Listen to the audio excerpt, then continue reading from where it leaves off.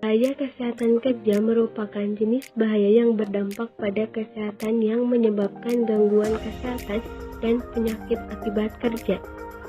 Potensi bahaya kimia merupakan bahaya yang berasal dari bahan yang dihasilkan selama produksi. Bahan kimia yang terhambur ke lingkungan kerja dapat menyebabkan gangguan lokal dan gangguan sistemik. Jenis-jenis potensi bahaya kimia. Jenis-jenis potensi bahaya kimia pada dasarnya merupakan potensi bahaya yang berasal dari bahan-bahan kimia, baik yang berbentuk padat, cair, maupun gas. Contohnya merkuri, alkohol dan turunannya, timbal, dan lain-lain.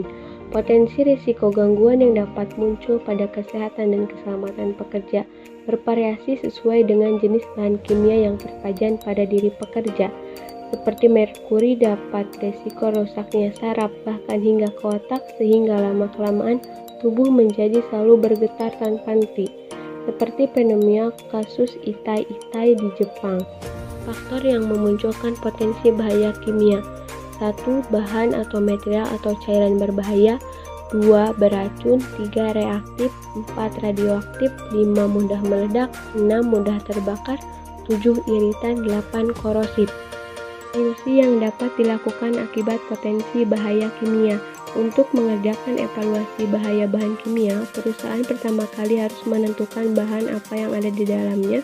Kemudian harus diidentifikasi bahaya yang berhubungan dengan setiap bahan kimia. Perusahaan pertama kali harus mengembangkan daftar bahan kimia yang disetujui, yang memuat daftar bahan kimia yang sedang digunakan atau disimpan di perusahaan.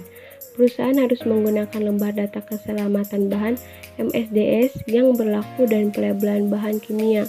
Untuk menentukan bahaya yang terkait dengan setiap bahan kimia, label-label ini harus diberi nama bahan kimia dan peringatan akan bahaya yang cepat. Cara pertolongan pertama pada kecelakaan atau P3K terhadap korban yang terkena bahan. Bila bahan kimia terhirup, maka bawa korban ke lingkungan dengan udara bersih. Bila bahan kimia masuk mata, cuci bersih dengan air mengalir terus-menerus selama 5-10 menit.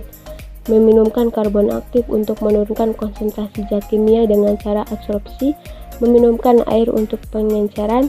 Meminumkan susu untuk menetralkan dan mengadsorpsi asam atau basa kuat dan fenol.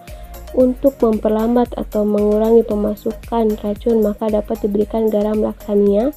Jika keracunan sudah agak lama, maka korban dibuat muntah untuk mengosongkan lambung dengan pemberian larutan NaCl atau garam dapur hangat.